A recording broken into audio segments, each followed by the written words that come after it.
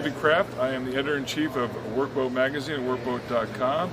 We are on the show floor at the 40th Annual International WorkBoat Show, and with me today for 3 questions is Robert Mullins. He is the Deputy President of Strategic Planning and Business Development for VT Halter Marine.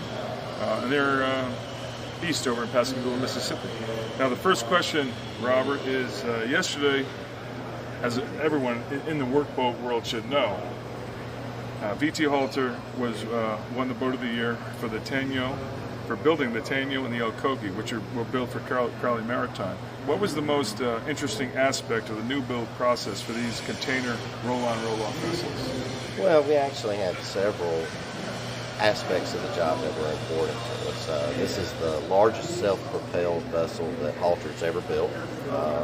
So that required infrastructure enhancements. We had to increase our launch capacity and our capabilities. The first LNG powered vessel that we had ever produced. So that had its own set of nuances. And being that we wanted to install the LNG tanks below main deck, first time that's been done anywhere, it created a whole new design evolution that I think might have far-reaching effects in the future for other programs, because the vessels are much more efficient in their manner of storing LNG when you put it below deck. So, a lot of impacts. I mean, we were really pleased with it.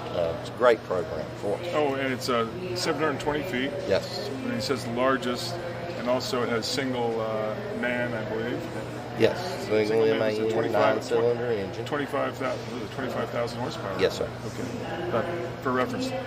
My next question is your CEO, Ron Baskowski. He was on our shipyard conference panel yesterday. He said yesterday that VT Halter's order book is pretty much full for the next 10 years. What is contained in this backlog? Yeah. Full's an overstatement. It's mature. Mature.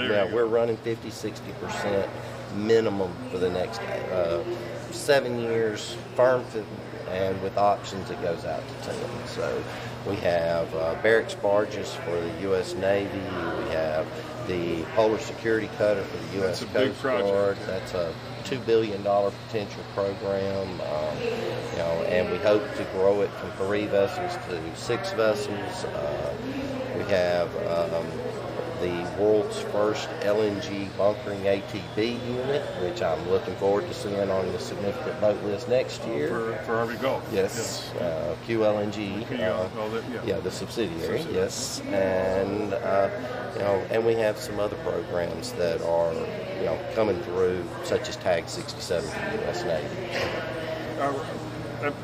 The final question, Robert, is what are the advantages or disadvantages? I'm sure there aren't any disadvantages, but maybe there are, but of being owned by a large engineering company, which is VT Systems. I believe they're based in Singapore. Yes, they are. So what's the advantages of being owned by a company like that? Well, financial strength's unmatched. I mean, there is no second-tier shipyard in the U.S. that can match our financial strength. Really deep pockets. The technical abilities of this company, in that it owns an electronics division, a marine division, a land-based systems division, and an aerospace division.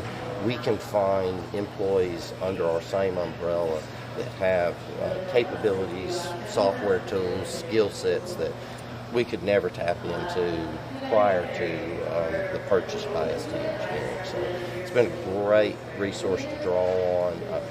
In Singapore, we have sister facilities that also produce marine vessels, and ST Engineering is the Singapore nation's primary defense contractor. So they have a level of sophistication that allows us to be able to draw on a lot of their capabilities for special hull forms, things like that. Okay, excellent. Thank you. Thanks again, Robert. Thank you from the WorkBoat Show. Thanks for the award.